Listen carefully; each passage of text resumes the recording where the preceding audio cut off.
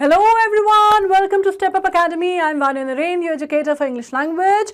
और यहाँ पे आ गई हूँ आज फिर से नए चैप्टर के साथ, और मेरे साथ साथ आ गया हमारा क्यूट सा गोलू मोलू सा पैंडा। जैसा मैं कहती हूँ कि हमेशा वो आ जाता है एकदम ऐसे बाहें बाहें फैला के शाहरुख खान स्टाइल। पर आज ये हमें कहाँ ले जाने वाला है? आज ये हमें बहुत इंपॉर्टेंट जगह ले जाने वाला है। आज ये हमें एक ऐसी लैंड पे ले जाने वाला है जो कि आप ऐसी जगह है जहाँ पे वो सबको बिलोंग करती है, मतलब आपको भी, मुझे भी, इसको भी, उसको भी, सबको। ठीक है, मतलब आप समझ चुके हैं कि यहाँ पे हमें बताने वाला है कि भाई पूरी दुनिया, जो पूरी अर्थ है वो हमारी एक है, इसमें कोई भी फॉरेन लैंड नहीं है। समझ तो आप चुके होंगे। ऑफ कोर्स हम बात करने वाले हैं हमारी क्लास 9th की, जो आपकी मेन रीडर बुक है बिहेव, उसका चैप्टर नंबर 6 का वन शॉट है। और बात हो रही है किसकी? No men are foreign. No men are foreign मतलब यहाँ पे आप हाथ देख के, जो हाथ हैं ये आप देख के समझ गए होंगे कि यूनिटी इन डाइवर्सिटी की बात हो रही है। यूनिवर्सिटी बोलने वाली थी मैम, यूनिटी इन डाइवर्सिटी की बात हो रही है। मतलब हमारी स्किन का कलर, हमारी चमड़ी का कलर कोई भी हो, चाहे वो लाइक यू नो वाइट हो, वाइट मतलब ऐसे वाइट तो होता नहीं है, लेकिन इसमें खैर बता दिया उन्होंने, वाइट हो, चाहे ब्राउन हो, चाहे ब्लैक हो, चाहे आप किसी भी जगह को बिलोंग करते हो, किसी भी रेस को बिलोंग करते हो, किसी भी जोग्राफिकल लोकेशन में रहते हो, लेकिन दुनिया में रहने वाले जो हैं वो सब एक ही लोग हैं। ये सभी का घर है यहाँ पे। नो मेन आर फॉरेन मतलब, फॉरेन मतलब बाहर वाला कोई भी नहीं है। बहुत सुंदर आप कह सकते हैं कि इसकी थीम है पोएम की। और एक और चीज़ मैं आपको बताऊं कि इसके जो राइटर है ना, जो पोएट है, कर्कप की लिखी हुई पोएम है ये। और इसमें कर्कप के बारे में भी एक बड़ी खूबसूरत बात है कि उन्होंने बहुत सारे स्यूडोनिम्स के अंदर लिखा है। स्यूडोनिम्स मतलब क्या? जो पोएट या ऑथर्स, जो एक आप कह सकते हैं एक तलफ़ुज़ कहते हैं हम उसको, वो अपना लेते हैं लिखने के लिए, राइटिंग नेम या पेन नेम, उसको हम कहते हैं स्यूडोनिम। ठीक है, तो उन्होंने कई सारे नामों के अंदर लिखा। उन्होंने होंडा के नाम के अंदर भी लिखा, उन्हें फॉकनर के नाम के अंदर भी लिखा, उन्होंने आदित्य झा के नाम से भी लिखा। तो आपको एक साइकी जो है वो पोएट की समझ में आती है कि वो सिर्फ ना सिर्फ ये बात समझा रहे हैं, कह रहे हैं, बट कहीं ना कहीं वो इसमें बहुत डीपली बिलीव भी करते होंगे। जैसे होंडा जापान का समझ में आ रहा है, आदित्य झा इंडियन समझ में आ रहा है, या फॉकनर या एंड्रयू के अगर हम बात करते हैं, जो उनके दो और पेन नेम थे, तो वो आपको समझ में आ रहा है कि ब्रिट अमेरिकन नाम है, राइट। सो ही एक्चुअली बिलीव्ड कि भाई what is in the name after all. जैसे शेक्सपियर ने कहा था ना कि नाम में क्या रखा है। पूरा कोई भी कहीं पे भी जाए, अगर गुलाब की जो खुशबू है वो कहीं पे भी वैसी ही होगी, बिल्कुल वैसे ही आप अर्थ पे कहीं पे भी रहें, आप रहेंगे मैनकाइंड का ही हिस्सा। और इसी को बिलीव करते थे कर्कप, और इसी पे उन्होंने इतनी खूबसूरत पोएम जो है वो यहाँ लिखी है। वन शॉट रिविजन है। वन शॉट का मतलब क्या होता है कि हम पूरी पोएम को एनालाइज करेंगे, पढ़ेंगे सबसे पहले तो, फिर उसको हम एनालाइज करेंगे, एनोटेशन उसका समझेंगे, उसके बाद हम उसमें क्या समझेंगे, हम समझेंगे कि कौन कौन सी पोइटिक डिवाइसेस यूज़ की गई हैं, और फिर क्वेश्चन आंसर्स वगैरह जो होते हैं वैसे हम उसको करने वाले हैं। ठीक है, so on this note let us start a poem which is no men are foreign. पहले हम पढ़ेंगे जो हमारी जो पोएम है उसको हम पढ़ेंगे, उसके बाद will go for the interpretation. ठीक है, सिंपल सी मॉडस है हमारा, मॉडस ऑपरेंडी है हमारा कि हम पहले पोएम पढ़ेंगे, obviously will go for the explanation. मैं आपको एक जनरल मोटे मोटे तौर पे समरी बता दूंगी, एंड देन हम इसकी theme and poet and everything will be done. Excuse me.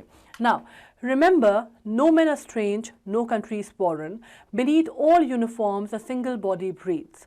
Like ours, the land our brothers walk upon is earth like this, in which we all shall lie.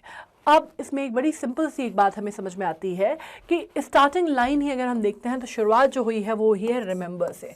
मतलब क्या? याद रखो। ठीक है, याद रखो that no man are strange, मतलब कोई भी आदमी, कोई भी व्यक्ति स्ट्रेंज नहीं है, अजीब और गरीब नहीं है, राइट। हमारे साथ होता है कि अगर हम कोई सी ट्राइब के बारे में देखते हैं जिसके बारे में हमने नहीं जाना, ठीक है, जैसे कोई कई बार होता है कि हमने एक अफ्रीकन ट्राइब बेसिकली उनके बारे में हमने पढ़ा, और हम उनका कुछ रहन सहन या उनका कल्चरल आप कह सकते हैं कि जो रहने का तरीका है वो हमसे डिफरेंट है, राइट। पर हम ये तय करने वाले नहीं होते कि वो सही है या गलत है, हमसे डिफरेंट है, दैट इज ओके। लेकिन हम उनको देखते हैं तो हमें लगता है कि बड़े स्ट्रेंज सी ट्राइब है, राइट, बड़ी वियर्ड सी है, but we are no one to say this one to another person, because हो सकता है वो हमें देखते हो तो ये सोचते हो कि बहुत स्ट्रेंज से और वियर्ड से हैं, राइट। तो हर आदमी के लिए अपना एक स्टैंडर्ड, आप एक फिक्स्ड एंगल के साथ या एक स्टैंडर्ड मेंटेन करके आप किसी और को जज करने वाले कोई नहीं होते। इस वजह से आपको जो स्ट्रेंज लग रहे हैं, आपको जो वियर्ड लग रहे हैं, हो सकता है उनको आप वियर्ड लगते हो, आप स्ट्रेंज लगते हो, ठीक है। हमें किसी का खाना पीना या रहन सहन हमें अजीब सा लगता है, हो सकता है उस व्यक्ति को या उस पार्ट में रहने वाले इंसान को, you know the person who inhabits that part of earth may be, उसको हमारा रहन सहन खाना पीना अजीब सा लगता हो। So this is quite a possibility, right. So इस पे कहा गया है that no men are strange, no country foreign. ये लाइन अपने आप में बहुत इंपॉर्टेंट है कि आपको ये याद रखना है कि कोई भी व्यक्ति स्ट्रेंज नहीं है और कोई भी कंट्री फॉरेन नहीं है। मतलब अगर आप बात करते हैं, we have one common earth as a home for all the civilisation of the world, right. मतलब जो बीत गई वो भी, जो आने वाली हैं वो भी, और कहीं के भी कैसे भी जो लोग हैं, जो लिविंग ऑर्गेनिजम्स हैं, लिविंग बींग्स हैं, चाहे वो हम हो, चाहे जानवर हो, चाहे कोई भी हो, प्लांट्स हो, flora fauna, everyone, right. We have this one earth in common, right. तो आप किसी को भी दूसरी नेशनैलिटी का या बाहर वाला नहीं बोलेंगे। यहाँ पे फॉरेन वर्ड का मतलब है बाहर वाला, outsider, right. So no country is foreign, मतलब सब कुछ जो है वो आप का एक ही घर में आता है, ठीक है। Beneath all uniforms a single body breathe. Uniforms मतलब यहाँ पे यूनिफॉर्म्स मेटाफोरिकली यूज किया गया है। मेटाफर अगेन आप समझते हैं एक पोएटिक डिवाइस है जिसमें क्या किया जाता है, जैसे मैंने कहा he is like that, he is like that, जब मैंने बोला तो ये सिमिली हो गई, लेकिन अगर मैंने कहा ही इज दैट तो वो मेटाफर हो गया, ठीक है। तो इसमें यूनिफॉर्म जो है ये मिलिट्री यूनिफॉर्म्स हर कंट्री की अलग अलग होती हैं, राइट। हर कंट्री की, हमारी कंट्री की अलग होगी, पाकिस्तान की अलग है, चाइना की अलग है, ताइवान की अलग है, यूक्रेन की अलग है, रशिया की अलग है, अमेरिका की अलग है। बट ये जितने लोग हैं, और ये यूनिफॉर्म्स यहाँ पे डिनोट करती हैं ये जो पॉलिटिकल बाउंड्रीज की हम बात कर रहे हैं, या पॉलिटिकली डिवाइडेड कंट्रीज की हम बात कर रहे हैं उनकी, राइट। कि अलग अलग यूनिफॉर्म पहनते हुए लोग भी अगर आप उनका अंदर से देखते हैं, अगर आप उनका दिल देखते हैं, तो वो आप देख सकते हैं कि उनके अंदर भी एक ही तरह के लोग हैं वो, ठीक है। सिर्फ वो अलग अलग यूनिफॉर्म्स डन किए हुए हैं, that's a different thing. But under or beneath that uniform, it is almost the similar heart that everyone wears. So this is a very important understanding. Like ours, the land our brothers walk upon is earth like this, in which we all shall lie. मतलब मेरी तरह, हमारी तरह वो land एक ही अर्थ है जिसमें हम सारे लोग वॉक करते हैं, एक ही अर्थ है जिसमें हम सारे लोग चलते हैं, जीते हैं, हंसते हैं, बोलते हैं, और इवेंचुअली यही वो अर्थ है जिसमें हम सारे के सारे दफन हो जाएंगे या फना हो जाएंगे, ख़त्म हो जाएंगे, किसी भी वे में हो, ठीक है। This is the way. They too aware of sun and air and water are fed by peaceful harvest, by war's long winters starved. Their hands are ours and in their lives we read a labor not different from our own. अब वो कहते हैं कि भाई वो भी, उनको भी दिन के वही 24 घंटे मिले हैं, उनको भी वही सूरज मिला है, उनको भी वही हवा पानी सब कुछ मिला है, उनको भी वही नदियाँ मिली हैं, उनको भी वही ओशंस मिले हैं, उनको भी वही ज़मीन मिली है, वही आसमान मिला है, वही सब कुछ मिला है। So that is the natural elements are common to all mankind, right? वो सबके लिए एक जैसा है, किसी को कुछ ज़्यादा, किसी को कुछ कम नहीं मिला, सबको एक जैसे दिन रात सुबह शाम मिले हैं, ठीक है। अगर आप बात करते हैं तो हम सारे, अगर पीसफुल समय होता है तो हम सारे खुशहाल रहते हैं, हम सारे हार्वेस्ट जो है हमें मिलते हैं, हम सारे अच्छे से खाते हैं, पीते हैं, अच्छे से रहते हैं। और विंटर्स डे को अगर आप बात करें तो वो समर्स, वो आप कह सकते हैं वो वॉर टाइम अगर हम बात करते हैं, और अच्छे पीसफुल दिनों में हम सब खुशहाल रहते हैं, और वॉर के टाइम पे हम सब भूखे मरते हैं, हम सब स्ट्रगल करते हैं, हम सब परेशान होते हैं, हम सबके परिवार जो है वो जद्दोजहद करते हैं to make the life possible, and they make it very hard to thrive. So that is very important. Their hands are ours and in their lines we read a labor not different from own. मतलब अगर हम अपनी बात करते हैं तो हमारे हाथों में और उनके हाथों में कोई फ़र्क नहीं है, उनके हाथों की लकीरें भी बिल्कुल वैसी ही हैं जैसे हमारे हाथों की हैं, और हमें भी उतनी ही मेहनत करनी पड़ती है जैसे वो करते हैं। तो मतलब उनकी और हमारी किस्मत जो अगर देखते हैं कि चाहे वो इंसान यहाँ रहता हो, चाहे वो कई 100 मील दूसरे किसी शहर में रहता हो, किसी जगह रहता हो, लेकिन उसकी और हमारी किस्मत तकरीबन एक जैसी होती है।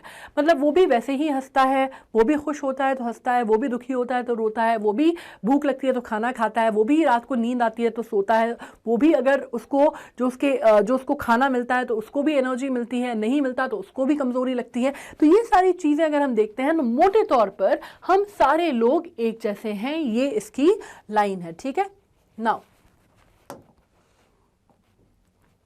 Remember, they have eyes like ours that wake or sleep, and a strength that can be won by love. In every land is common life that all can recognize and understand. तो मतलब वही वाली बात ना जो मैंने आपसे कहा कि आपको ये समझना है कि भाई उनके पास भी वही दो आंखें हैं, ठीक है। मतलब अमेरिका में रहने वाला आदमी कोई ऐसा नहीं हो जाएगा कि उसकी 4 आंखें हो जाएंगी, 2 नाक हो जाएंगी, या बाल जो हैं वो कुछ अलग टाइप के हो जाएंगे, या कान जो हैं वो यहाँ से निकलेंगे, ऐसा तो नहीं होता, ठीक है। वही कॉमन लोग हैं, वही एक से लोग हैं, एक जैसे चेहरे वाले, नक्शे वाले, मोहरे वाले लोग हैं, ठीक है। मतलब कहीं पे भी कोई आदमी रहेगा तो भाई उसको नींद आएगी तो आग बंद करके ही सोएगा, है ना। ऐसा तो होगा नहीं कि वो बहुत अमीर आदमी है या बहुत किसी वेल ऑफ जगह रहता है, वॉशिंगटन डीसी में रहता है तो आंखें खोल के सोएगा, और कोई आदमी किसी छोटे से अफ्रीका के किसी छोटे से देहात में रहता है तो वो आंखें बंद करके आंखें जाग खोल के सोता है और बाकी जो आंखें बंद करके सोते हैं, ऐसा तो नहीं होता, ठीक है। हमारे बॉडी फिनोमिना सेम रहते हैं, नेचुरल एलिमेंट हमारे लिए सेम है, हम भी खुश होते हैं तो हंसते हैं जैसे दुनिया में हर आदमी हंसता है, ठीक है। अगर आप बात करते हैं तो हम जब उठते हैं सो के तो हमारे पास भी वही स्ट्रेंथ रहती है, और जब हम थके हुए रहते हैं तो हम भी वैसे ही एग्जॉस्टेड फील करते हैं, ठीक है। अगर आप बात करते हैं तो हमारी भी अगर आप बात करते हैं तो हर आदमी को प्यार जो है वो बांधता है, ठीक है। हर आदमी को प्यार, लव जो है that is a binding force, right.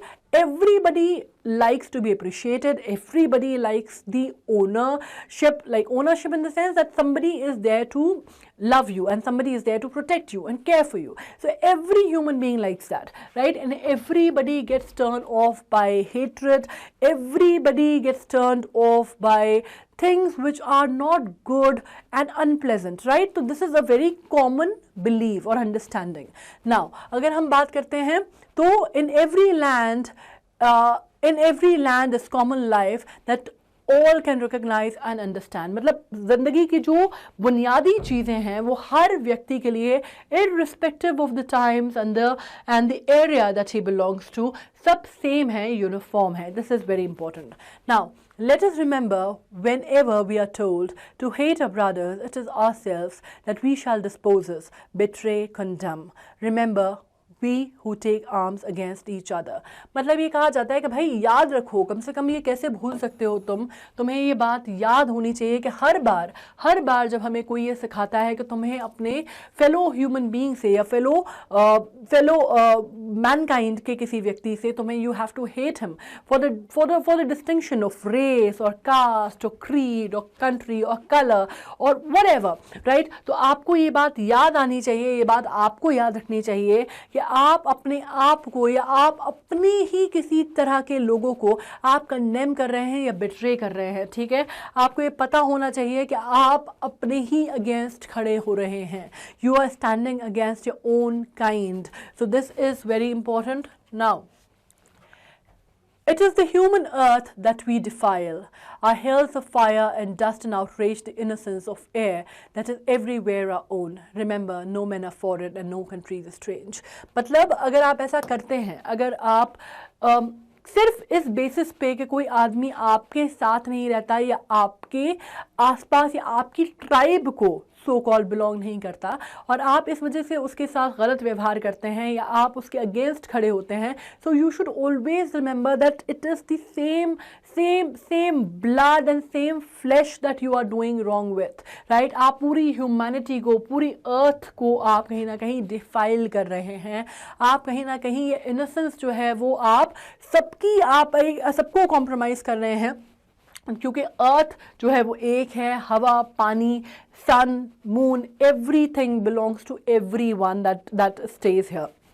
So remember, no men are foreign and no country is strange. ठीक है, क्लियर हो गया है?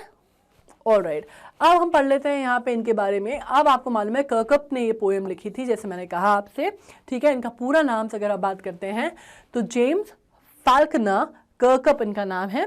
23 अप्रैल 1918 से लेके 10 मई 2009 तक इनका लाइफ स्पैन रहा, ठीक है. इनका जो नाम अगर आप बात करते हैं तो इनका जन्म जो हुआ वो जेम्स हैरोल्ड कर्कप के नाम से हुआ और ये इंग्लिश पोएट थे, ट्रांसलेटर थे, ट्रैवल राइटर थे और इन्होंने 30 बुक लिखी हैं यहाँ पे, जो कि ऑटोबायोग्राफी, नॉवेल्स एंड प्लेज हैं.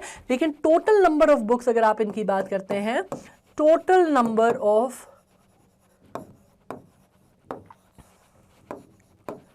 books were 45, ठीक है।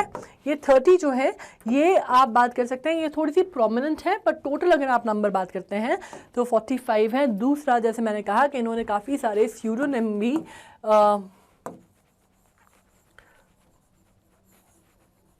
अंदर लिखा, तो इसमें एक नाम जो है जेम्स फैल्कनर तो आप पढ़ ही पा रहे हैं। दूसरा नाम जहाँ पर है एंड्रयू जेम्स, ठीक है, होंडा, आदित्य झा, ठीक है। ये सारे नाम अगर आप बात करते हैं तो इन सारे स्यूडोनिम्स के अंडर इन्होंने कर्कअप ने अपना काम जो है वो कंपोज किया है, ठीक है। और ये इनके स्यूडोनिम्स बहुत इंपॉर्टेंट हैं ये बात समझने के लिए, to understand the psyche of a man, क्योंकि आप नाम देख पा रहे हैं जैसे जापानीज और इंडियन, और जैसे मैंने आपसे कहा राइट कि वो ऐसी चीज़ें करना चाहते थे। He actually believed in what he was preaching. It is very important, ये पॉइंट बहुत इंपॉर्टेंट है, क्योंकि आपको ये समझ में आता है कि वो व्यक्ति जो ये कह रहा है कि no land is foreign, no man is foreign, no country is foreign, वो एक्चुअली ये चीज़ मानता था, वो एक्चुअली इस चीज़ को ही believed, he really followed in his preaching. वो मानता था कि ये बात सच है कि हर व्यक्ति, हर इंसान, हर नेशनैलिटी जो है वो एक ही है, और कोई फ़र्क नहीं पड़ता कि ना आपका नाम आदित्य झा है या जेम्स फॉकनर है या कर्कअप है या होंडा है, it doesn't make any difference, right? And he actually believed in that. Theme, of course, आप समझ चुके हैं। पोएम में जब हम बात करते हैं no man of foreign, poet जो है वो एक्सप्रेस कर रहा है wonderful thought which is the whole world is one, right? Whole world is one, इसको आप एक और चीज़ कह सकते हैं, यूनिटी इन डाइवर्सिटी का जो फंडा है, आप वहाँ पे कहीं ना कहीं आप इसको लिख सकते हैं या आप इसको कहीं ना कहीं कंसिडर कर सकते हैं, ठीक है। अगर आप ये देखते हैं, according to the place on the earth one is born there is bound to be difference in appearance, language and life style, ठीक है। तो आपका जहाँ पे भी जन्म हुआ है, जहाँ पे भी जिस भी एरिया में आप रहते हैं, अर्थ के जिस पार्ट को आप इनहेबिट करते हैं, अगर आप पोल्स में रहेंगे, ऑफकोर्स आपका जो स्किन कलर है वो if you will stay near the poles, right, north pole south pole के पास रहेंगे, या ऐसी कंट्रीज़ हैं जो कि आप कह सकते हैं जैसे आपने फिनलैंड ले लिया, या अगर आप नीचे गए तो न्यूजीलैंड ले लिया, राइट, तो आपको वहाँ पे ऑब्वियसली आपका जो स्किन कलर है वो फेयर होगा, because you are staying near the poles where sunlight is very scanty. तो जाहिर सी बात है कि वहाँ पे बर्फ़ बहुत ज़्यादा पड़ती है, बहुत ज़्यादा, तो ऑब्वियसली स्किन कलर जो है लोगों का बहुत फेयर होता है। वहीं अगर आप इक्वेटर पे रहेंगे, मतलब इक्वेटर पे वो कंट्रीज जो कि इक्वेटर लाइन पे फॉल करती हैं, वहाँ पे ऑब्वियसली सनलाइट, सन एक्सपोजर इतना ज़्यादा होता है that the skin colour tend to be dark, right, तो वो चीज़ है। तो आपका कलर अलग होगा, आपका खाना पीना जो आपकी जोग्राफिकल कंडीशंस हैं उसके हिसाब से अलग अलग होगा हर कंट्री में रहने वाले व्यक्ति का, उनकी बोली अलग होगी, उनकी कपड़ा पहनावा सब कुछ अलग होगा, और ये सारी चीज़ें बेसिकली आपके डेमोग्राफिक डिवाइड या आपके जोग्राफिकल डिवाइड पे ज़्यादा फोकस करती है, राइट। आप जहाँ रह रहे हैं वहाँ पे किस तरह की चीज़ें, अगर आप ऑब्वियसली बहुत ठंडी जगह रह रहे हैं तो आपका जो पहनावा होगा वो उस चीज़ को रिफ्लेक्ट करेगा, आपका खाना जो होगा वो उस चीज़ को रिफ्लेक्ट करेगा, मीन्स जो वहाँ पे चीज़ें अवेलेबल होंगी आप वही बना के खाएंगे, राइट, जिस तरह का वेजिटेशन होगा। बिल्कुल वैसे ही अगर आप ट्रॉपिकल किसी कंडीशन में रह रहे हैं तो आपका रहन सहन, पहनावा, आपका खाना पीना सब कुछ उस चीज़ से रिफ्लेक्ट होगा, right. So the thing is कि according to the places on earth one there is a bound to be difference in appearance, language, life style, but एक कॉमन एलिमेंट है जो कि हर ह्यूमन बीइंग को कॉमन मिला है, which is love and which is a feeling of universality, ठीक है। मतलब पूरी दुनिया एक घर है, ये जो फीलिंग है ये कॉमन है। नेचुरल एलिमेंट हर जगह कॉमन है। अगर आप बात करते हैं तो बादल सब जगह एक जैसे हैं, सूरज सब जगह एक जैसा है, आप बात करते हैं तारे सबको नज़र आते हैं, समंदर एक जैसा है, पानी का बहाव एक जैसा है, हर चीज़ आपको, अगर आप नेचुरल एलिमेंट्स की बात करते हैं तो वहाँ पे अगर आप बात करते हैं कुदरत की, अगर हम बात करें तो God has disposed the natural element across the earth, और सबको एक ही जैसी चीज़ें दी हैं। कहीं पे ऑब्वियसली कहीं पे बर्फ़ गिरती है, कहीं पे रेगिस्तान है, वो बात अलग है, वो जोग्राफिकल कंडीशंस हैं, लेकिन अगर आप नेचुरल एलिमेंट की बात करते हैं सूरज की, चांद की, तो वो पूरी दुनिया में एक सा होता है, ठीक है। सो this is very important. He is advocating life without barriers. वो बेसिकली आपको एक बहुत अच्छी सीख दे रहे हैं कि जिंदगी में, या आप अपनी बात करते हैं जब कंट्रीज में, तो ये बैरियर्स, ये जो बाउंड्रीज हैं, ये हमने खींची हैं, ठीक है। अगर हम ये लाइंस जो हम बनाते हैं ना, इंडिया पाकिस्तान के बीच की बाउंड्री जो है वो हमने खींची 1947 में। चाइना और इंडिया के बीच की जो बाउंड्री है, जिसपे आजकल आप देख रहे हैं कितनी लड़ाई झगड़ा होता है, कितनी ज़्यादा उसके ऊपर खींचातानी मची हुई है, राइट, दोनों कंट्रीज़ के बीच में, दोनों सुपर पावर्स के बीच में, of the Asian super powers. वो ये रीज़न है। रशिया यूक्रेन अगर आप देखते हैं तो रशिया के जब यूएसएसआर के विघटन के बाद ये डिवीजन जो है ये हम इंसानों का बनाया हुआ है, ठीक है। आपको पता चलता है कि जितनी भी डिवाइड, जितनी भी प्रॉब्लम्स हैं, इन सब की जड़ हम हैं, जो डिवाइड हमने बनाए हैं। हमें प्रकृति ने नहीं दिए, हमें भगवान ने ये नहीं दिए, हमें actually these are the barriers that we have created ourselves. और हम इन बैरियर्स में इतना उलझ गए हैं कि हम ये समझ नहीं पाते कि इवेंचुअली इनसे ऊपर उठ के हम नहीं देख पाते कि पूरी दुनिया जो है वो एक है, मतलब we have just one earth in common. तो यूनिवर्सल ब्रदरहुड का जो मैसेज है वो इस पोएम में आपको बताया गया है, ठीक है। Universal brotherhood, we are the children of the same father which is God, ठीक है। मतलब अगर आप बात करते हैं तो एक भगवान है जिसपे हम बोलते हैं, और हमारे अगर हम पिता की बात करते हैं, परम पिता परमेश्वर जिसको हम हिंदी में बोलते हैं, तो उनमें भी हम बात करते हैं कि हम एक भगवान की संतानें हैं, ठीक है, ये हम जानते हैं। Therefore we are citizens of our mother earth, और इस वजह से हम मदर अर्थ के सिटीजन्स हैं, या हम सारे वर्ल्ड सिटीजन हैं, ठीक है। We should not divide ourselves by boundaries of our country, और हमें ये बात हमेशा याद रखनी चाहिए that we have one common father which is the father above the heaven, जो कि गॉड है, and we have one common mother which is mother earth। तो हमें ये बात हमेशा याद रखनी चाहिए। This is the basic foundation or basic idea or basic theme of the poem which we are discussing today. Now, अगर हम बात करते हैं इंटरनेशनलिज्म की, इंटरनेशनलिज्म का मतलब होता है बहुत सिंपल सा, the world is one family.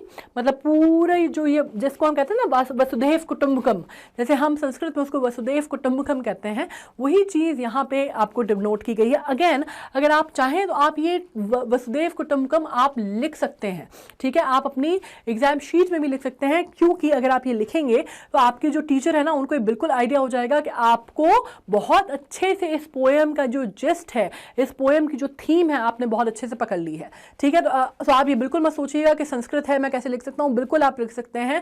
आपको देखिए, कोई भी टीचर जब कोई पेपर को एनालाइज करता है ना, कोई भी करता है, तो वो ये समझना चाहता है कि आपको उसकी थीम या आपको वो बेसिक टॉपिक कितना समझ में आया। तो आप उसको जितना बेस्ट वे में एक्सप्रेस कर सकते हैं, अपने आप को एक्सप्लेन कर सकते हैं, उतनी आप कोशिश कीजिए। डजंट मैटर कि आप संस्कृत का एक श्लोक लिख रहे हैं या आप हिंदी की कोई लाइन लिख रहे हैं, ठीक है। It is about how you are depicting yourself. It is the best way to answer a thing, right? Now internationalism जो है, world is one family.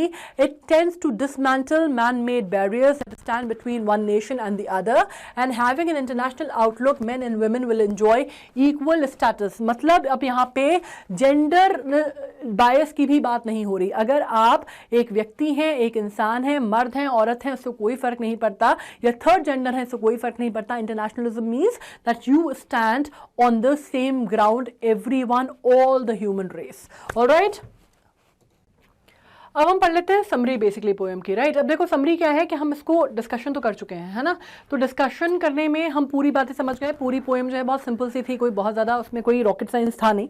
लेकिन होता क्या है ना कि समरी समझना या पोएम समझना हमने अपनी लैंग्वेज में अपनी तरह से समझ ली, लेकिन आपको जब एग्जाम में लिखना होगा तो एक पर्टिकुलर लैंग्वेज, एक पर्टिकुलर फ्लो आपको चाहिए होगा, है ना। हमने बोलचाल की भाषा में अपनी लैंग्वेज में हमने समझ लिया, ओवरऑल हमें जिस समझ में आ गई, पोएम के हमको अच्छी खासी समझ आ गई, ठीक है, पकड़ हो गई हमको। अब हमको लिखना अगर है, चाहे वो एक्सप्लेनेशन हो, चाहे समरी हो, चाहे थीम हो, तो हमें उसको लिखना एक फॉर्मल लैंग्वेज में है।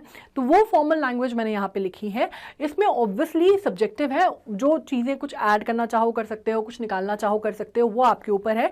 लेकिन इसी वजह से मैं आपको जब मैं स्टैंजा वाइज एक्सप्लेनेशन देती हूँ तो वो भी मैं पूरे एक्सप्लेनेशन आपको इसीलिए दे देती हूँ क्योंकि पढ़ते पढ़ते हम बात तो कर ही लेते हैं पोएम पर लिखने के मामला जब आए तो आपको अगर कोई कंटेक्स्ट आ जाए कहीं, तो ऐसा ना हो कि आपको ये समझ में आए कि यार मैम ने बताया तो था पर इसको लिखेंगे कैसे या इसको अपने शब्दों में कैसे कहेंगे, ठीक है। तो एक मोटा आइडिया हो जाए, इस वजह से इसको यहाँ पे मैंने एक फॉर्मल लैंग्वेज में फॉर्मुलेट किया हुआ है। Of course you are free to make changes as per your requirement and as per your writing style, ठीक है। अब देख लो समरी क्या है, the poem is about brotherhood, मतलब क्या हो रहा है भाई, सीधी सीधी सी बात है, भाईचारे के ऊपर पोएम है, ठीक है। मतलब वन वर्ल्ड वन मैनकाइंड, इसका अगर आप बात करते हैं तो मोटे मोटे तौर पे थीम है, राइट। सो ये जो मैं बातें बोल रही हूँ ना, फ्रेजेस, ये भी इसमें पुट इन कर सकते हो। अगर इनको पुट इन कर दोगे तो क्या होगा, थोड़ा सा एक आप कहते हैं ना कि थोड़ा सा वजन आ जाएगा राइटिंग में, ठीक है। तो क्या बोल सकते हो,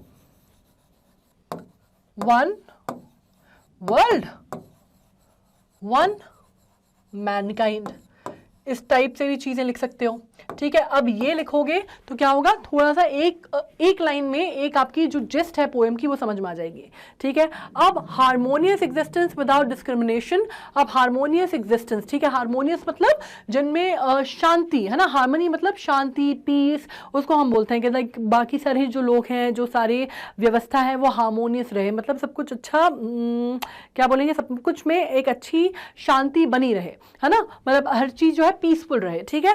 तो आप कह सकते हैं कि वो विदाउट डिस्क्रिमिनेशन मतलब भेदभाव, ठीक है, चाहे वो किसी भी प्रकार का हो, ज्योग्राफिकली, सोशली और इकोनॉमिकली, ठीक है, चाहे वो सामाजिक हो, आर्थिक हो या फिर आप कह सकते हैं क्या हो, भौगोलिक हो, हर तौर पे अगर आप बात कर रहे हैं तो वहां पे किसी भी प्रकार का भेदभाव ना हो, इसके ऊपर ये पूरी पोएम है। The poet says that every human being is the same regardless of whatever clothes we may wear. अब इसमें क्या कहा गया है, उसने कहा है the poet says that every human being is the same regardless of whatever clothes we may wear, या ही मे वेयर भी कर सकते हैं, ठीक है, ही मे वेयर। अब क्योंकि यहाँ पे हमने बात की है regardless of her human being की, ठीक है, तो वी अगर हम लिखेंगे तो हम वी भी लिख सकते हैं, लेकिन इट वुड बी बेटर कि हम उसको ही में कहें, तो ही मे where. We walk on the same land and also get buried here, मतलब हम एक ही ज़मीन पे चलते हैं और यही हम हमारा अंत जो है वो यही होता है। मे बी अगर हम बरी होते हैं, अब ऑब्वियसली क्योंकि वो क्रिश्चियन थे, राइट, तो उन्होंने बरी लिखा है, मतलब उसमें ऑब्वियसली क्रिमेशन होता है क्रिश्चियन, उसमें आपको मालूम है सिमेट्री में दफन किया जाता है, राइट, तो उनने बरी किया है। लेकिन हमारा एंड जो है इर्रिस्पेक्टिव ऑफ हमारी लास्ट राइट्स क्या रहती हैं, क्रिमेट होते हैं, बरी किया जाता है, लेकिन जो भी होगा इवेंचुअली हर धर्म में आप एक चीज़ कहते हैं कि आप फाइनली इसी मिट्टी में मिल जाएंगे, ठीक है। So that is the gist of it, ठीक है। Now next, excuse me, Our biorhythm is the same. We wake up and work in the same way. मतलब biorhythm मतलब अगर आप हमारी साइकिल बात करते हैं, ठीक है, अगर हमारी बॉडी साइकिल या फिजियोलॉजिकली आप बात करते हैं तो हम सारे एक से हैं, राइट। मतलब जो मैं यहाँ पर अगर हूँ और मेरा हार्ट अगर ब्लड पंप करने का काम कर रहा है, तो कोई आदमी दुनिया के किसी भी कोने में होगा तो उसका हार्ट जो है वो ब्लड पंपिंग का ही काम करेगा, ठीक है। या फिर अगर मैं सुबह उठता, सूरज उगता है और मैं उठती हूँ या आप लोग उठते हैं, तो कोई भी व्यक्ति दुनिया में चाहे उसके यहाँ सूरज उल्टी क्लॉक हो, मतलब यहाँ पे दिन हो रहा है वहां रात हो, वहां दिन हो रहा है यहाँ रात हो, ऐसा भी हो तो भी वहां पे भी जब दिन निकलेगा काम तभी चालू होगा और रात में सब सोते हैं, ठीक है। तो आपकी अगर वर्ल्ड क्लॉक के हिसाब से भी अलग अलग गति से लाइफ चलती है या गाड़ी चलती है, तो भी एक चीज बहुत इंपॉर्टेंट है समझना कि आपकी जो बेसिकली साइकिल होती है, फिजियोलॉजिकल या बायोलॉजिकल साइकिल, वो बायो रिदम सबके सेम होते हैं, ठीक है। मतलब हर आदमी सुबह होती है तो उठता है, रात होती है तो सोता है। तो यहां पे वही लिखा है, our biorhythm is the same, we wake up and work in the same way. The poet emphasizes that the one most important thing that sustain life is love, which is recognized and understood by every living being. मतलब एक जो अगर आप बात करते हैं human emotions, right, इसमें यहाँ पे हमने लव बोला है, आप चाहें तो ऐसे भी लिख सकते हैं, या फिर आप कह सकते हैं that human emotions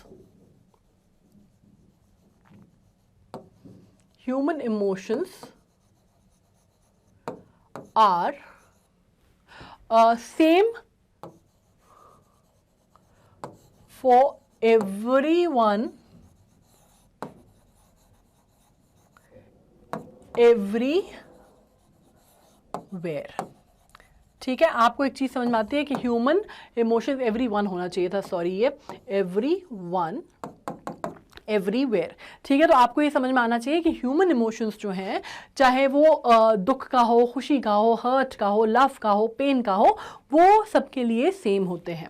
now the poet is cautioning us against fighting with each other और getting influenced by others to fight, for if we do so we are betraying and condemning ourselves in the process.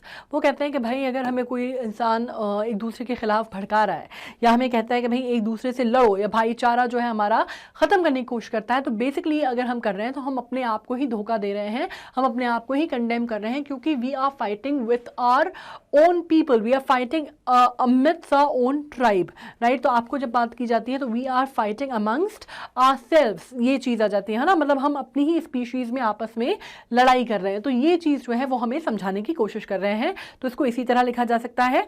He concludes by telling us that our actions defile the earth and outrage the innocence of the air that is our own, and for men are foreign, the whole world is one, and for no man, मतलब वो कह रहे हैं कि अगर हम ये करते हैं तो हम बेसिकली अपने ही घर को बर्बाद कर रहे हैं, हम अपनी ही चीज़ों को, अपनी ही धरती को, अपने ही आकाश को, अपनी ही हवा को, अपने ही पानी को बर्बाद कर रहे हैं, ख़राब कर रहे हैं. क्योंकि अगर आप बात करते हैं तो पूरी दुनिया एक है, किसी का भी कोई और घर नहीं है, ये एक घर है जिसमें हमको सबको साथ में मिल के रहना है. ठीक है, तो वो क्या कह रहे हैं, that no man are foreign, कोई भी बाहर का व्यक्ति नहीं है, सब यही कहें, कोई भी एलियन नहीं है. ठीक है, जैसे दूसरे हमने देखा था ना, कौन सी मूवी थी वो, पीके, है ना, वो बाहर से दूसरे ग्रह से आता है, दूसरे गोले से आता है.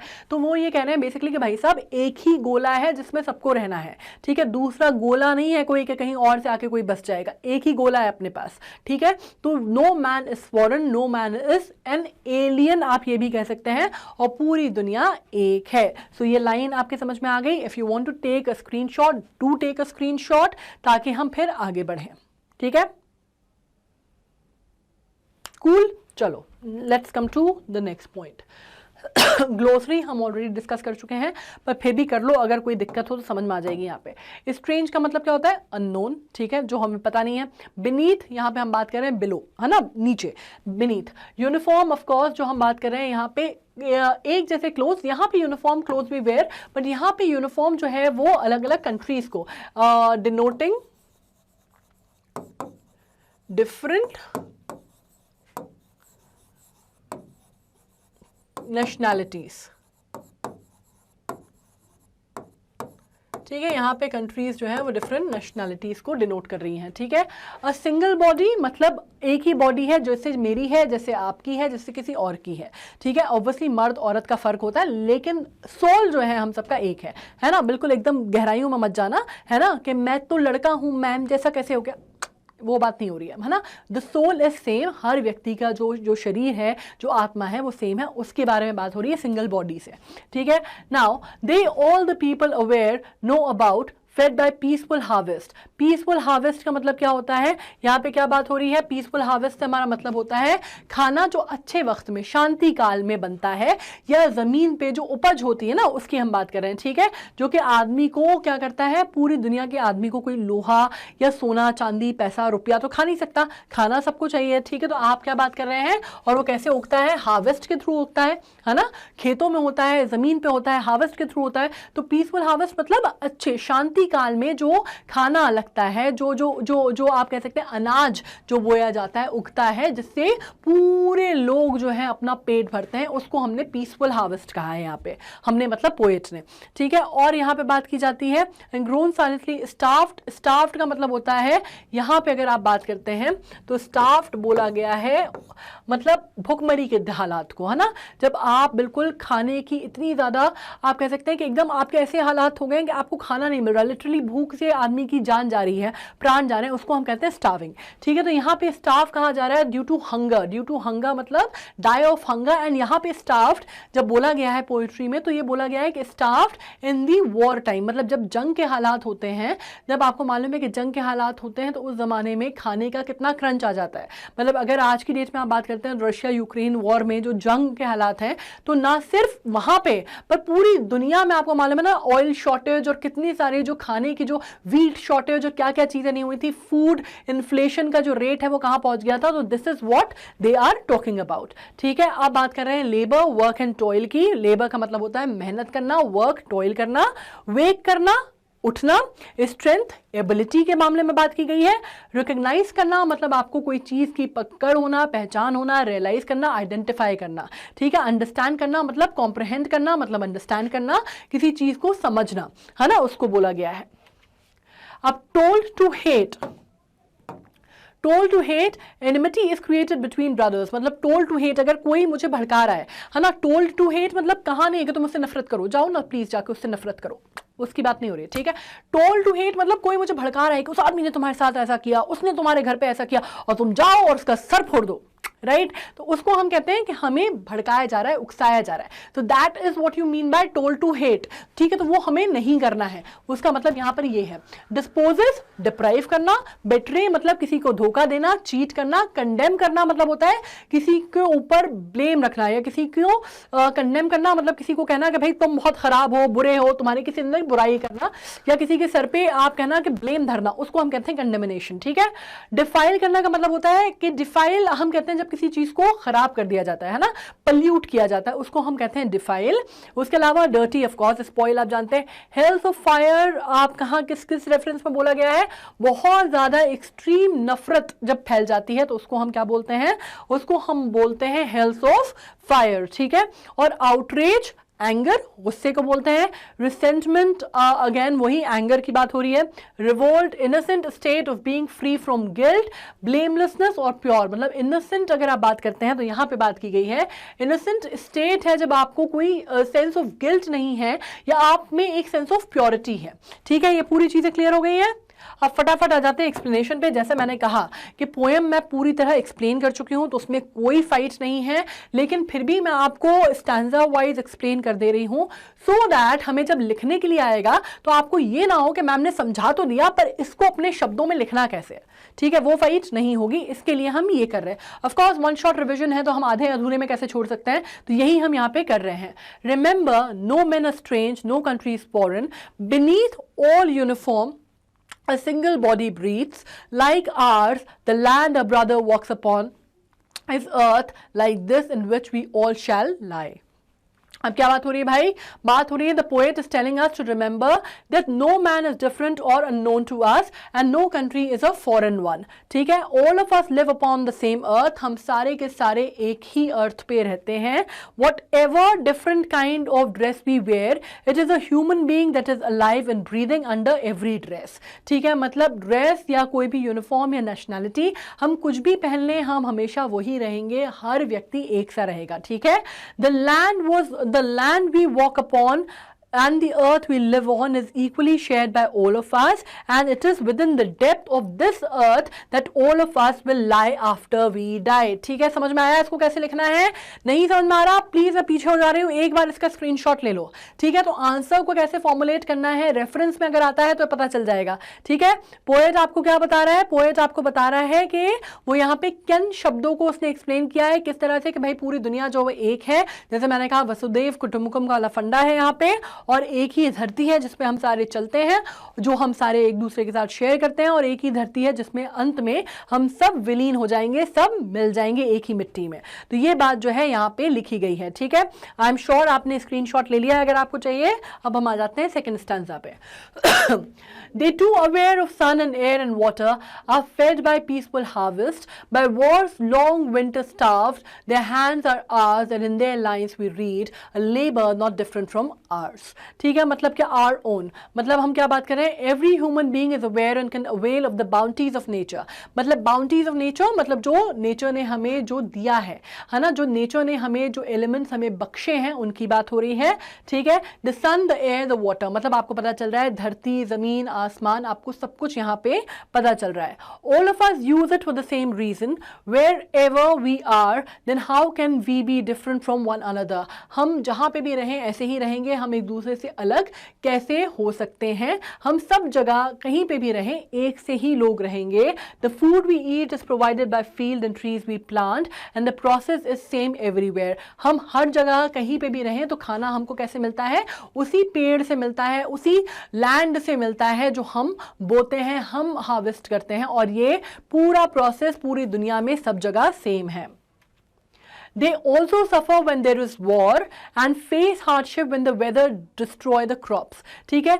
ये अगेन, और हर व्यक्ति अगर फसल खराब हो जाएगी तो हर आदमी भूखों मरेगा, या वॉर टाइम होगा तो हर आदमी स्टार्व करेगा. This is a stationary fact. ठीक है. All the human beings suffer and enjoy in the same manner. They too have hands, they work like us, and the way they labour is just like we do. For survival is the basic need of every human being. मतलब क्या कि हर व्यक्ति जो है वो एक ही जैसे उसके दो हाथ हैं, एक ही तरह से वो काम करता है, एक ही तरह से उसका जीवन जीने का तरीका है, और एक ही तरह से वो अपना जीवन यापन करता है. सो this is clearly stated in these lines. बिल्कुल क्लियर है. अब आ जाते हैं अपन तीसरे स्टैंजा पे. तीसरा स्टैंजा क्या कहता है भाई? Remember they have eyes like ours that wake और sleep and strength that can be won by love. In every land is a common life that all can recognise and understand. मतलब क्या? The poet is reminding us, वो हमें याद दिला रहे हैं that all eyes, that they have eyes like us, wake up and sleep like us. अब दे का यहाँ पे मतलब क्या है? बाकी पूरी दुनिया के जो लोग हैं जिनको हम बाहर वाला समझते हैं वो. ठीक है. they have eyes like us, wake up and sleep like us, and understand the strength and the emotion love like we all do. It is the same for them as it is for you and me. ये सबके लिए, पूरी दुनिया के लिए same है. He adds that the kind of life they lead is not different from ours, and we all recognize this fact. हमें सबको ये सच्चाई मालूम है. We know that life follows a certain pattern that is not different in different parts of world. मतलब जैसे मैंने कहा कि हमारी जो बायोलॉजिकल क्लॉक्स हैं, बायोरिदम्स हैं, वो सब तरह से सेम हैं. जो हमारे ह्यूमन इमोशंस हैं वो हर जगह सेम हैं. जो फीलिंग्स, इमोशंस हम फील करते हैं या एक सर्टन पैटर्न है, वो भले ही हम में कितने भी अलग अलग चेंजेस हों, वेरिएशंस हों, लेकिन कुछ पैटर्न अक्रॉस ह्यूमैनिटी सेम चलते हैं. This is the important line. It is essential birth, growth, life and eventually death. ये अगर आप साइकिल की बात करते हैं या आप एजिंग साइकिल की बात करते हैं तो ये सब कुछ हर आदमी, हर व्यक्ति के लिए सेम है. ठीक है. You know it just as well as other human being, then how can one place on earth be foreign to the other. तो आप इस वजह से, जब ये सब कुछ इतनी सिमिलैरिटी है और सब कुछ इतना एक जैसा है, तो फिर एक जगह किसी दूसरे व्यक्ति के लिए फॉरेन कैसे हो सकती है, इसके ऊपर बात हो रही है. ठीक है. अब आखिरी जो स्टैंजा है उस पे आ जाते हैं. लेट अस रिमेंबर, हमें ये बात याद रखनी है. whenever we are told to hate our brothers, it is ourselves. ठीक है. That we shall dispose, betray, condemn. Remember, we who take arms against each other. Sorry, fourth stanza, fifth भी बचा है अभी. ठीक है. हमें क्या करना है? We must never allow ourselves to fall prey to the petty prejudices and begin to hate our brothers. Fall prey करना मतलब किसी की बातों में आना, यहाँ पर लिखा है. ठीक है. For if we do so, the poet feels that it is ourselves whom we are betraying. अगर वो कहते हैं कि अगर हम ऐसा करते हैं, अगर हम दूसरे के कहने में आ जाते हैं, बहलावे में आ जाते हैं और किसी की बात हम मान के ये करते हैं, तो ऑब्वियसली हम अपने आप को धोखा दे रहे हैं, हम अपने आप को बेट्रे कर रहे हैं. ठीक है. We are doing injustice to our own brothers and sisters and we are actions. We will be responsible for destroying the peace and harmony around us. We are destroying the very essence of peaceful existence, which is detrimental for life itself. हम क्या कर रहे हैं? अगर हम ऐसा करते हैं तो हम उस शांति को, उस हार्मनी को, उस पीस को डिस्ट्रॉय कर रहे हैं, जो बेसिकली बहुत डिटरमेंटल है, डिटरमाइनिंग फोर्स है या डिटरमाइनिंग फैक्टर है for the life to thrive. ठीक है. अब यहाँ पे एक और चीज़ लिख सकते हो, डिटरमेंटल फॉर लाइफ इटसेल्फ, या फिर आप ये भी लिख सकते हो that it is something that determines the elements for life to thrive. ये भी लिखा जा सकता है. अब आ जाते हैं आखिरी पे. आखिरी जो है, it is the human earth that we defile, our hells of fire and dust outrage the innocence of air that is everywhere our own. Remember, no men are foreign and no country is strange. ठीक है. Finally ये line जो है वापस आई. आपको इसमें बहुत सारे पोएटिक डिवाइसेस मिले होंगे, खासकर रिपीटेशन बहुत ज़्यादा है इसमें, क्योंकि ये line strange, no land is foreign, ये बार बार बोला गया है. क्यों? क्योंकि एम्फेसाइज करना है. ठीक है. When we take arms against each other we are destroying the earth. मतलब आर्म्स अगेंस्ट ईच अदर मतलब जब भी हम हथियार उठाते हैं एक दूसरे के खिलाफ तो हम अर्थ को ही नुकसान पहुंचाते हैं, अर्थ को ही मार रहे हैं, ठीक है। We are polluting the earth, that is for everyone to live on cordially. Cordially मतलब भाईचारे के साथ, अच्छे से, प्रेम से, ठीक है। Hatred, prejudices, war and killing releases the dirt of our thought, words and action into the air we breathe and destroy its purity. हम उसकी प्योरिटी को डिस्ट्रॉय कर रहे हैं। It is time therefore that we realise that no one is foreign to the other. मतलब ये समझ में आ गया कि भाई इवेंचुअली हमें क्या समझ में आता है कि हमें ये बात हमेशा याद रखनी है कि कोई भी यहाँ पे फॉरेनर नहीं है, कोई भी यहाँ पे बाहर वाला नहीं है। We live in the same space, the earth, and we need to recognize this and learn to live and let live. मतलब वो जो थ्योरी है जिसको हम कहते हैं, इसको हम एक्सियम भी कह सकते हैं, ठीक है। इसको मैंने जो लिखा है आप इसको एक्सियम भी कह सकते हैं।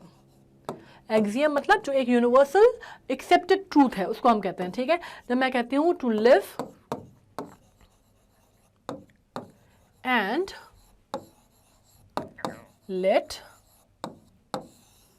लिव, ठीक है। जब हम कहते हैं to live and to let live, the world is theirs as much as it is mine and yours, so if you and I can live here, what should prevent from living here? If you and I, what should prevent them from living here? What should prevent them, again वो हम बात करें जिनको हम बाहर वाला consider करते हैं, ठीक है। एंड पीस एंड हार्मनी, ये पूरी चीजें क्लियर हो गई हैं। I hope this is very clear to you. अब आ जाते हैं अपन पोएटिक डिवाइसेस पे। अब पोएटिक डिवाइसेस भाई वो लिटरेरी डिवाइसेस जिनको हम फिगर्स ऑफ स्पीच भी बोलते हैं, ठीक है, वो हमें समझना है। अब देखो राइमिंग पैटर्न एक सिंपल सी बात है, फ्री वर्स है। फ्री वर्स मतलब कोई भी राइमिंग पैटर्न इसमें नहीं देखा जा सकता। अब राइमिंग पैटर्न जैसे आपको मालूम ना, कुछ क्वाट्रेन्स में होते हैं या कुछ में आप आयम्बिक टेट्रामीटर होता है, या कुछ में आप कह सकते हैं कि कुछ राइमिंग पैटर्न होता है ए बी इस तरह का राइमिंग पैटर्न होता है, या कुछ में ए बी ए इस तरह का राइमिंग पैटर्न होता है। तो अगर आप इसको ध्यान से देखेंगे पूरी पोएम को, अगर मैं शुरू से करूं तो देखो, इसको अगर मैं पूरी पोएम को शुरू से करूं तो देखो यहाँ पे कोई भी राइमिंग पैटर्न नजर नहीं आ रहा, ठीक है। प्रोजाइक वे में लिखी गई है। प्रोजाइक मतलब एक तरह से टेक्सचुअल वे में ये पोएट्री लिखी गई है, इसको हम बोलते हैं फ्री वर्स, ठीक है। आप कह सकते हैं कि इसमें कोई भी, हालांकि स्टैंजा डिविजन जरूर है, क्लियर स्टैंजा डिविजन है, पर पोएटिक अगर आप डिवाइस में बात करते हैं कि राइमिक पैटर्न क्या है, तो रिदमिक पैटर्न या राइमिंग पैटर्न आपको इसमें नजर नहीं आता। देखो कहीं पे भी नजर नहीं आ रहा, ठीक है। Wake one life understand told ourselves condemn each other, कहीं पे भी आपको कोई लास्ट में जो सिलेबस स्ट्रेस होता है या राइमिंग पैटर्न होता है वो आपको पूरी पोएम में नजर नहीं आता। तो इसी की बात हो रही है यहाँ पे, जहाँ पे लिखा गया है, कहाँ गया वो, कहाँ गया, हाँ, राइमिंग पैटर्न नहीं है, ठीक है। अब सिमिली की बात कर लेते हैं। सिमिली मतलब मैं आपको बताया था अभी, शुरू में भी हमने डिस्कस किया था।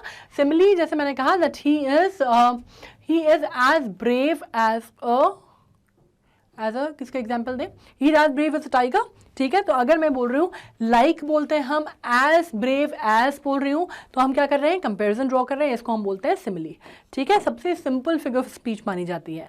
डायरेक्ट कंपैरिजन जो होता है between two unlike things using like या एज, ठीक है। सिंगल बॉडी, तो अगर हम इसमें बात करते हैं, they have eyes like ours, है ना, ये बात बोली गई है। Is earth like this, a single body like ours, ये लाइन आपको समझ में आ रही है पढ़ के, ठीक है। तो यहाँ पे क्या बात हो रही है, सिंगल बॉडी लाइक आर्स, ठीक है। Is earth like this, they have eyes like ours, तो यहाँ पे क्या बात हो रही है, यहाँ पे सीधा सीधा आपको फिगर्स ऑफ स्पीच नजर आ रही है जो कि है सिमिली, ठीक है। अब आ जाते हैं नेक्स्ट पे। पोएट्री पोएम समझ तो अच्छे से आ रही है ना। रिपीटेशन जैसे मैंने पहले ही कहा था, ठीक है। एलिटरेशन क्या होता है भाई, एलिटरेशन होता है जब रिपीटेशन होता है कंसोनेंट साउंड्स का, ठीक है। अगर आप बात करते हैं ग्रुपिंग ऑफ वर्ड्स, अगर मैं बोलूँ सिंगल बॉडी ब्रीथ्स, ठीक है, single body breathes, body breathes, यहाँ पे अगर आप देख रहे हैं तो बॉडी ब्रीथ्स में क्या हुआ, बी का साउंड रिपीट हो रहा है, ठीक है, तो एलिटरेशन है। या in all we shall lie whenever we are told, तो यहाँ पे डब्ल्यू का साउंड हो रहा है रिपीट, इसको हम कहते हैं रिपीटेशन को एलिटरेशन कहा जाता है इसको, ठीक है। कि जब आप एक सिंगल साउंड जो है कंसोनेंट साउंड रिपीट हो रहा है अक्रॉस, तो हम उसको कहते हैं रिपीटेशन होना, इसको बोला जाता है एलिटरेशन, ठीक है।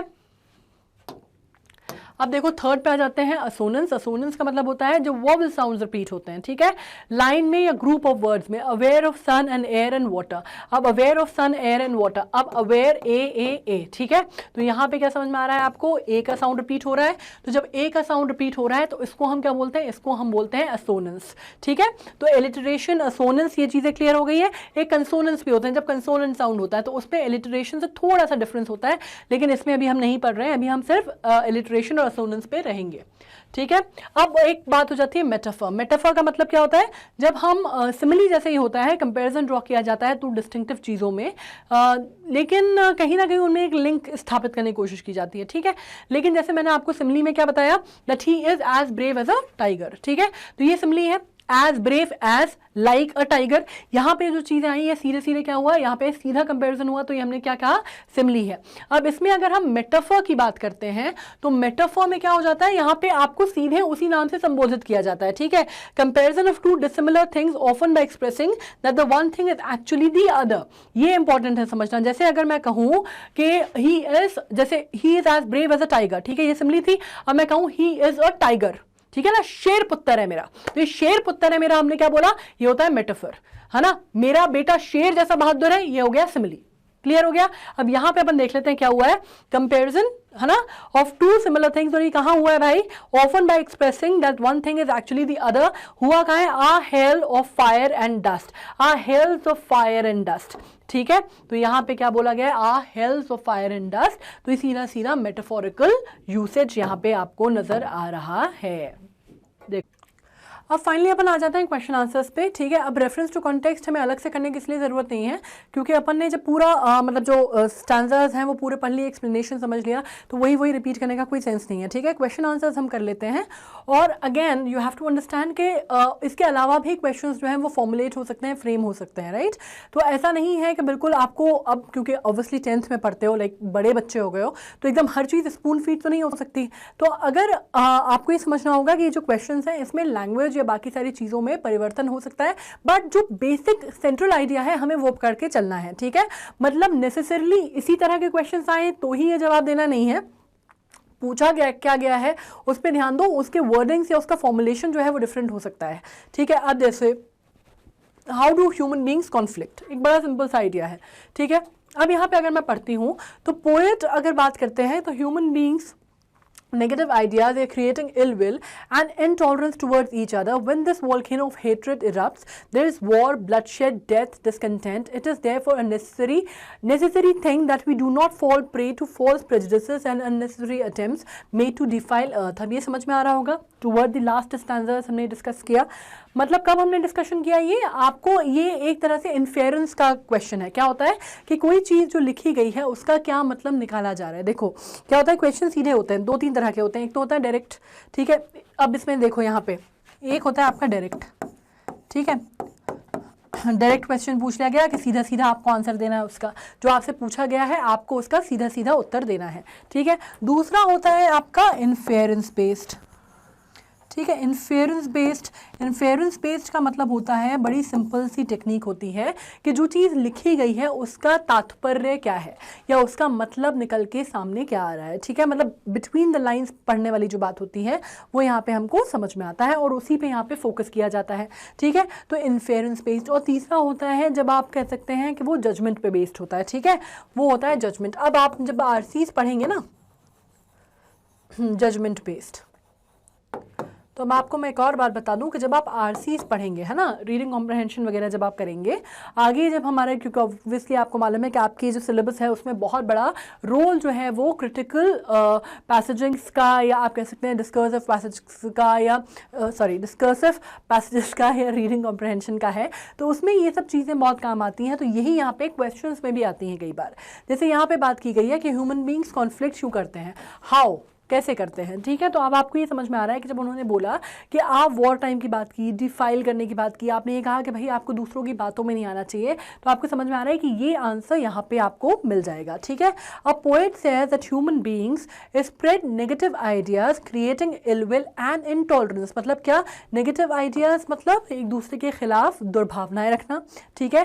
क्रिएटिंग इल विल, अगेन वही चीज़ कि इल विल मतलब दुर्भावनाओं को बेसिकली इल विल कहेंगे।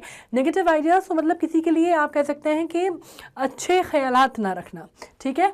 इंटॉलरेंस मतलब आजकल तो आपको मालूम है ना कि इंडिया में बहुत ज़्यादा बात होती है इंटॉलरेंस की।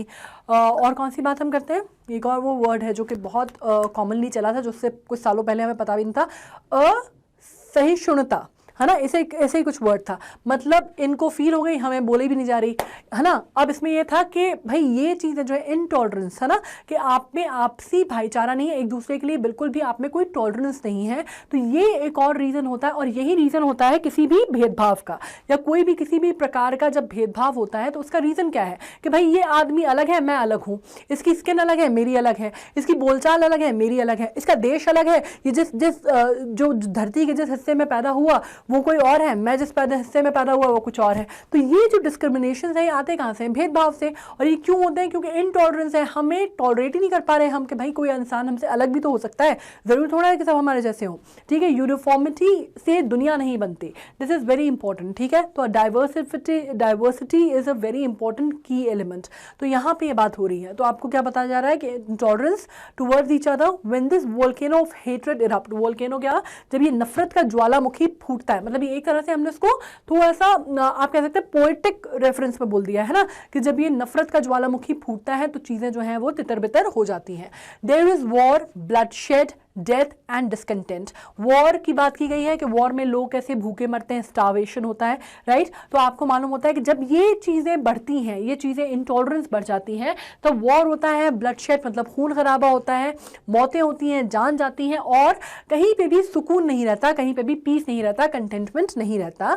It is therefore necessary that we do not fall prey to false prejudices and unnecessary attempt to defile the earth. मतलब अर्थ को पल्यूट करने के ये जो मंशा है लोगों की, जो खराब, जो कि नोटोरियस लोग हैं, उनकी जो मंशा है, ये बहुत इंपॉर्टेंट है कि हम उसका हिस्सा ना बने, या हम उनके बहकावे में, उनकी बातों में ना आए, ठीक है। अब how is innocence enraged, how does it affect our life and surroundings. भाई अब अगर मैं बात करती हूँ कि इसमें एक लाइन बोली गई थी कि इनोसेंस जो है वो क्या की जाती है, आउटरेज की जाती है, ठीक है। और वो हमारी लाइफ को, या हमारी दुनिया को, या हमारे आसपास की ज़िंदगी को किस तरह से अफेक्ट कर रही है, या उसका क्या नेगेटिव इफेक्ट रहता है दुनिया पे, हम ये बात कर रहे हैं, ठीक है। अब देखो, innocence and purity of everything around us is outraged by hatred and jealousy. मतलब हमारे आसपास की जो मासूमियत है, खूबसूरती है, प्योरिटी है अर्थ की, वो कैसे कैसे डिस्ट्रॉट हो रही है, वो पूरी जो हेट्रेड है, नफरत है, आउटरेजियस लोगों के जो भावनाएं हैं, जो उनकी फीलिंग्स हैं, जिस तरह से वो लेके चल रहे हैं, एक दूसरे को खराब करना चाहते हैं, मारना चाहते हैं, एक जो कोई बाहर की चीज़ होती है उसको लेके, हमारे जो एक रिजर्वेशन रहता है फॉरेन चीज़ को लेके, उससे वो बर्बाद हो रही है, डिफाइल हो रही है, ठीक है। It makes us take up arms against each other. Arms against each other मतलब हमें एक तरह से विवश करती है एक दूसरे के खिलाफ हथियार उठाने के लिए। Take up arms against each other मतलब हथियार उठाना, और take up arms against each other literal way में हम कहेंगे तो हथियार उठाना, दूसरे सेंस में आप ये भी कह सकते हैं कि एक दूसरे के खिलाफ खड़े होना, या एक दूसरे के खिलाफ आप कह सकते हैं कि मुहिम छेड़ना, ठीक है, इसको भी कहा जा सकता है। Now resulting in the destruction of peaceful को एग्जिस्टेंस, और इसकी वजह से क्या होता है, हमारा जो को एग्जिस्टेंस है, जो हमें शांति से एक दूसरे के साथ रहना चाहिए, या हमारा जो पीसफुल एक लाइफ है, वो डिस्ट्रॉट होती है, या वो बर्बाद होती है। The poet says that the air that is everyone is defiled by hate mongers. और पोएट कहता है कि वो हवा, वो अर्थ, वो दुनिया जो कि हर व्यक्ति के लिए बराबरी से बनी है, वो इन नफरत के सौदागरों के द्वारा, हेट मॉन्गर्स किसको बोलते हैं, नफरत फैलाने वाले, नफरत के जो सौदागर होते हैं उनको हम बोलते हैं हेट मॉन्गरर्स, वो इन हेट मॉन्गरर्स के द्वारा बर्बाद की जा रही है, उनके द्वारा इसको नुकसान पहुंचाया जा रहा है, इसको पल्यूट किया जा रहा है। डिफाइल वर्ड याद है ना, वो डिफाइल वर्ड का मतलब ये होता है टू पल्यूट, ठीक है। अब यहां पे देख लो एक और चीज, how are the eyes of everyone similar according to the poet. अब यहाँ पे क्या मतलब हो रहा है, अब एक और बात समझो। The eyes of every human being is same according to the poet. He justifies this by saying that everyone uses their eyes to sleep and wake up, ठीक है। अब यहाँ पे आईज जो है वो सिंबोलिज्म भी है, ठीक है। यहाँ पे एक और चीज समझना कि यहाँ पे आईज जो है वो सिंबोलिज्म भी है। हम आंखों की बात कर रहे हैं, हम रात में सोने की, सुबह उठने की बात जरूर कर रहे हैं, लेकिन वो बेसिकली हमारे बीच की जो सिमिलैरिटीज हैं उसको सिंबल सिंबॉलिफाई कर रहा है, उसके लिए सिंबॉलिक है, मतलब हर इंसान एक जैसा है, ये दिखाने के लिए या ये दर्शाने के लिए आंखों की बात की गई है, और वो सिंबॉलिक है of the similarity that all human being and all Mankind have in common. ठीक है, ये बात समझ गए। अब इसी तरह के क्वेश्चंस कई बार बनाए जा सकते हैं, तो उसमें कंफ्यूज नहीं होना है, ठीक है, कि मतलब एक चीज बोली है तो उसको एक ही मतलब है, उसका मतलब कुछ और भी हो सकता है, तो थोड़ा अपने दिमाग को खोल के पढ़ना होता है, थोड़ा सा अपने ज्ञान चक्षु जो है वो पूरे एक्टिव करने होते हैं। ठीक है, मतलब एक चीज में बंद के या बिल्कुल जिसको कहते हैं ना वो हॉर्स विद ब्लिंकर बन के आंसर नहीं देना होता हमको, दिस इज वेरी इंपॉर्टेंट। अब क्या करना है, eyes of every human being is same according to the poet. वो जस्टिफाई कैसे करता है, by saying that everyone uses their eyes to sleep and wake up, we may add that we see the same world and beauties of the nature that is spread before us by the almighty. ठीक है, we have the same dreams and shut our eyes to the same thing that we all know is not good for us। मतलब हम अगर आंखें बंद करते हैं और सोते हैं तो हम सब भी सपने देखते हैं, हमें सब कुछ, अगर आप बात करते हैं रियलिटी का, तो हम सारी जो ब्यूटी है नेचर की या बाउंटी है नेचर की अपनी आंखों से एंजॉय करते हैं, अपनी आंखों से देखते हैं, अपनी आंखों से उसका आनंद लेते हैं। और जब कोई चीज़ खराब होती है, कोई चीज़ जो है जो हम नहीं देखना चाहते, तो हम सब अपनी आंखें बंद कर लेते हैं। This is the uniform action across all the Mankind. और यहां पे ये बात डिपिक्ट की गई है आपको एक सिमिलैरिटी दर्शाने के लिए। ठीक है, अब यहां पे समझ लो कि हार्वेस्ट और वॉर का क्या मतलब है पोएम में। ठीक है, हार्वेस्ट और war, explain the use of the term harvest and war in the poem. ठीक है, अब देखो the poet has used the term of the symbolic meaning, again यहां पे सिंबॉलिज्म है। ठीक है, इंडिकेटर है, सिंबॉलिज्म है। अब बात कर लेते हैं, टर्म हार्वेस्ट जो है वो सिंबलाइज कर रहा है क्या, हार्बिंगर। हार्बिंगर एक वर्ड होता है जिसका मतलब होता है इंडिकेटर या किसी चीज का आने से पहले का। मतलब जैसे अगर मैं कहूं कि the rain the winds are the harbinger of rain. ठीक है, किसी का आने का इंडिकेशन देना उसको कहते हैं हार्बिंगर, अच्छे सेंस में बोला जाता है। ठीक है, मतलब थोड़ा नॉर्मल सेंस में, मतलब पॉजिटिव वर्ड है। ठीक है, ऑफ पीस, अब symbolise the harbinger of peace, harmony and growth and giver of life. मतलब अगर आप बात करते हैं हार्वेस्ट, मतलब जो हम खेती करते हैं, किसानी करते हैं, अनाज अपना उत्पन्न करते हैं, वो हार्वेस्ट बहुत इंपॉर्टेंट होती है for thriving of the Mankind, है ना। कोई भी इंसान या कोई भी व्यक्ति या जानवर भी बिना खाने पीने अनाज के बिना तो नहीं रह सकते। तो पीसफुल हार्वेस्ट क्या बता रहा है, जब भाई पीसफुल अच्छा समय होता है, और वो हार्वेस्ट जो होती है उसको पॉजिटिव कॉनोटेशन में यूज किया गया है कि हर व्यक्ति वैसे ही अनाज खाता है और वो पूरी दुनिया में सब जगह सेम होता है। और उसी के ऑपोजिट वॉर कहा गया है, एक ऐसा इंस्ट्रूमेंट है जो डिस्ट्रक्शन का प्रतीक है। ठीक है, हार्वेस्ट जो है वो किसका प्रतीक है, उसका वो आप कह सकते हैं बाउंटी का, राइट, वो ब्लेसिंग का प्रतीक है। वेयर एज वॉर उसके बिल्कुल विपरीत, बिल्कुल उलट किसका प्रतीक होता है, डिस्ट्रक्शन का, हेट्रेड का, ब्लडशेड का। ठीक है, तो यहां पे आप क्या कह सकते हैं, harvest symbolizes life,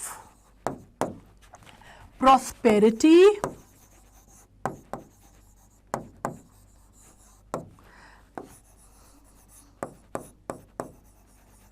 happiness and peace।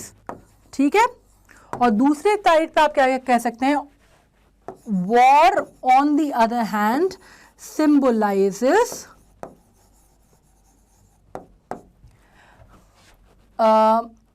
scarcity। scarcity मतलब किसी चीज की कमी होना। ठीक है, वो bloodshed।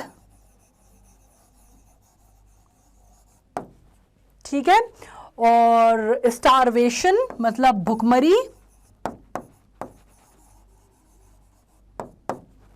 And destruction.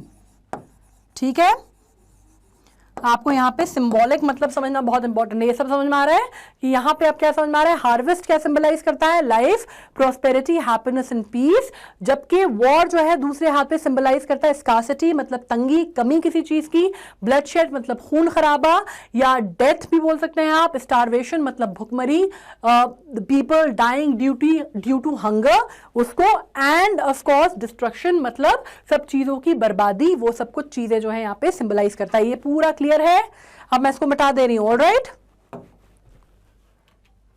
Now wars have always brought total ruins in the world, yet they are fought repeatedly। discuss। अब इसमें एक सिंपल सा, एक थोड़ा सा सोचने वाला टॉपिक है कि दुनिया में वॉर जो है वो हमेशा खराब चीज़ का प्रतीक रहा है, ठीक है, डिस्ट्रक्शन का, ब्लड शेड का, हेटरेड का, स्कार्सिटी का, सबका, वो हमने भी डिस्कस किया। लेकिन उसके बावजूद वॉर जो है वो लड़ी जाती है, लोग एक दूसरे से फिर भी लड़ते हैं, मतलब फिर भी एक छोटी सी टुकड़े की ज़मीन के पीछे लोग लड़ते हैं। आज भी आप देख रहे हैं दुनिया में क्या हो रहा है, राइट, और सालों से होता आ रहा है, मतलब सिविलाइजेशंस की शुरुआत से ये चीज़ होती आ रही है। तो इस पर हमें अपना व्यू पॉइंट जो है वो देना है, डिस्कस करना है, सब्जेक्टिव क्वेश्चन है, ठीक है। तो अब इसको समझो क्या करना है। Wars are the result of over ambition and greed of responsible rulers of the world. मतलब देखा जाए तो कहाँ से होती है, पहले तो राजा महाराजा हुआ करते थे, ठीक है, वो क्या करते थे, उनको अपनी ज़मीन का हिस्सा ज़्यादा चाहिए था, ठीक है, वो किसी और की ज़मीन पे कब्जा करना चाहते थे, वहाँ से लड़ाइयाँ चालू हुई। तो आप ये कहाँ से हुआ, मतलब ये बेसिकली एम्बिशन, आप अपनी ज़मीन के टुकड़े में अगर खुश रहते जो आपके पास है तो काफ़ी रहता, लेकिन आपके ओवर एम्बिशन और ग्रीड की वजह से ये वॉरफेयर जो है वो चालू हुआ, ठीक है।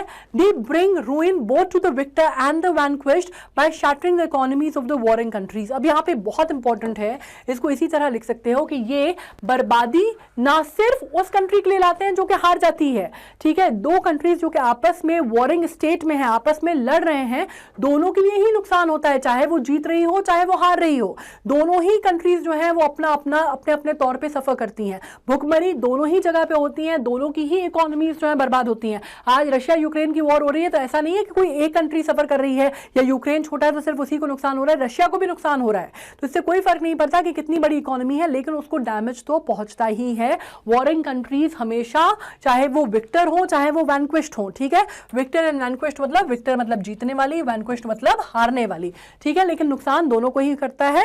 In the past wars were localised, by now they are global and hence more dangerous and destructive. मतलब पहले के जमाने में क्या होता था, आपसी दो कबीले आपस में लड़ते थे, दो ट्राइब्स आपस में लड़ती थी, दो छोटे छोटे कस्बे देहात जो भी थे स्टेट्स वो आपस में लड़ते थे। आजकल आपको मालूम है कि वर्ल्ड वॉर 1, वर्ल्ड वॉर 2, आज के टाइम पे लिटरली हम थर्ड वर्ल्ड वॉर की उस पे थे, आप कह सकते हैं ब्रिंच पे थे, ब्रिंक पे थे, ठीक है, ब्रिंक पे थे, और उसको आप क्या कह सकते हैं, मतलब वर्ज पे थे। तो आप क्या कह सकते हैं कि आज वो जो वॉर्स हैं वो बड़ी हो गई हैं, ग्लोबल हो गई हैं, इसलिए उनका डिस्ट्रक्शन का पैमाना भी बढ़ता जा रहा है। इसको ऐसे ही लिखना है, ठीक है। The memories of the first and second world war are still fresh in our minds and we just can't afford to have the third world war. ये चीज क्लियर हो गई है।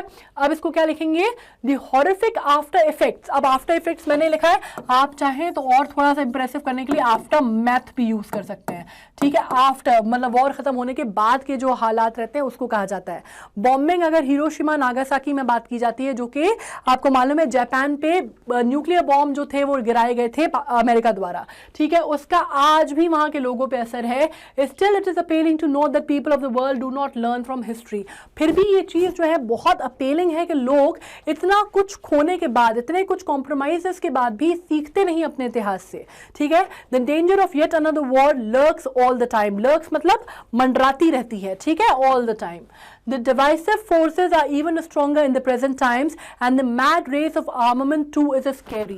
मतलब आज के टाइम पे जो फोर्सेस हैं वो हमारे पीछे पड़ी हुई हैं, डिसाइसिव फोर्सेस, मतलब दोनों ही तरफ की जो बराबरी का पड़ना हो गया ना, उसकी वजह से ज़्यादा दिक्कतें आ गई हैं। और आज भी आप कह सकते हैं कि उनके जो अंजाम होगा वॉर का वो इतना स्कैरी होगा, इतना भयावह होगा कि हम उसको सोच भी नहीं सकते। Hope lies in the strength of the common people who should refuse to be fooled by wasted and unscrupulous leaders. मतलब आज की डेट में अगर आप बात करते हैं तो हमारे जो लोग हैं, जो इंटेलिजेंट लोग हैं आज की डेट में, अगर दुनिया टिकी हुई है तो शायद उन्हीं के इंटेलिजेंस पे या उन्हीं के विजडम पे टिकी हुई है, जो कि फूल नहीं होना चाहते। ये इस तरह से लिखा है, instead people of the world should look at the world as a global village.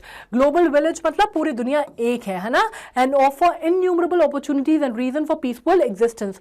और एक दूसरे को हमें आगे बढ़ाना चाहिए, एंड ये हमें समझना चाहिए द नो मैन और no land is foreign and no person is an stranger और आउटसाइडर, ठीक है। इसको एंड जो है ना, अगर इस तरह का क्वेश्चन आए तो हमेशा वो पोएम की लाइन से कर देना तो बेहतरीन काम हो जाएगा, ठीक है। अब इसके साथ हम आ गए हैं एंड पे, हमने पोएम को पूरा पढ़ लिया है। मुझे यकीन है कि बहुत अच्छे समझ में आया होगा, कहीं पे भी कोई दिक्कत परेशानी नहीं होगी। अगर कोई चीज़ है जो समझ में नहीं आई हो, वैसे मुझे नहीं लगता कि ऐसा कुछ है, तो आप मुझे लिख सकते हैं। स्टेप अप अकेडमी को आपको क्या करना है, सब्सक्राइब करना है, ठीक है। बाकी हमारे चैनल पे बहुत सारी चीज़ें चलती हैं, आप जानते हैं हमारे यहाँ क्लैट चलता है, CUET चलता है, नीट चलता है, JEE चलता है। तो अगर आपके कोई भैया दीदी वगैरह हैं तो सब लोग पूरे सब एक साथ एक ही जगह पे पढ़ सकते हैं, किसी को कोई कहीं जाने की ज़रूरत नहीं है, बहुत सारे पैसे खर्च करने की जरूरत नहीं है, everything will be provided to you right here. ठीक है, on this note I am signing off. और मेरे साथ टाटा करने कौन आता है? मेरे साथ टाटा करने आता है ये प्यारा सा क्यूट सा गोलू मोलू सा पैंडा, और वो हाथ जोड़ के आपको नमस्ते कर रहा है, और मैं जो है आपको फ्लाइंग किस करके नमस्ते कर रही हूँ। And take care of yourself, be good, be happy, study hard and do well in your examination. Thank you so much.